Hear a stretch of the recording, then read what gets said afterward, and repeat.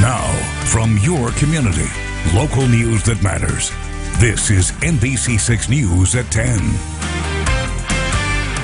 Those in attendance look on in awe as Manning's mayor is led away in handcuffs at a council meeting. Thanks for being with us tonight.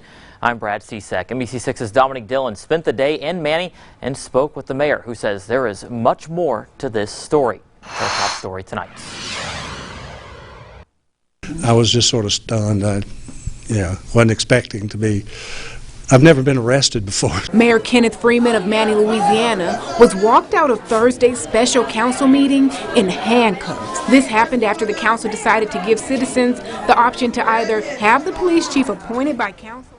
Thanks, Dominic. Horrible allegations of child abuse land a Bossier Parish couple behind bars. Authorities say the children were zip-tied and beaten regularly. Leah and Richard Thompson are charged with cruelty to juveniles and criminal neglect. The Bossier Sheriff's Office says one of the children borrowed a cell phone to record Leah kicking a child and hitting the victims. It was sent to a family member who sent it to authorities. The children were later interviewed. They say they were whipped daily, poked with pins, and made to sleep outside. An update now. A grand jury says the 6 law enforcement officers who opened fire on a man in April were justified in their actions. This was the scene on April 10th. Travinsky Odom led police on a high-speed chase, which ended at Greenwood Road. That's where he was shot and killed. Investigators say during the chase, Odom waved a gun out the window of his car, pointed it at officers and at his own head.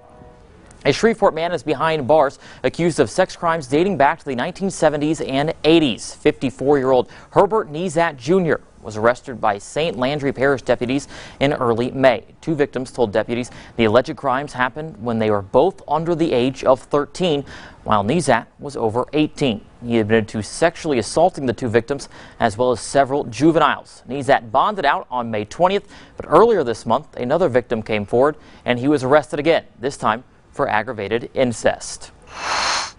Well, safety matters. Louisiana's First Lady Donna Edwards says the number of juvenile trafficking cases in the state are rising because the state is doing a better job identifying the crime. She spoke at LSUS today saying Louisiana has seen more than 350 cases of human trafficking involving children. The Caddo Parish Sheriff says the average victim is 14 years old, but they've seen victims as young as 4. Shreveport has become the first city in the state to establish a juvenile trafficking court.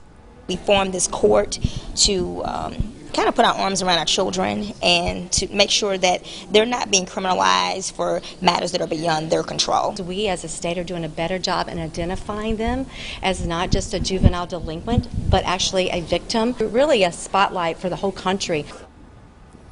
Experts say many children are lured into trafficking through the internet, so parents should monitor who children communicate with on social media and gaming systems. Well, Bipsy's former comptroller and 2 others are indicted for allegedly stealing more than $250,000 from the college. The U.S. Attorney's Office says Comptroller Carol Bates, along with Faith Alexander and Marquise Perry, all of Shreveport, were indicted by a grand jury on Wednesday. Authorities say Bates allegedly accessed Bipsy's computer system to issue more than $250,000 in refunds to Alexander and Perry. According to the feds, after receiving the money, large chunks were then transferred to Bates. All face charges of wire fraud and conspiracy to commit wire fraud.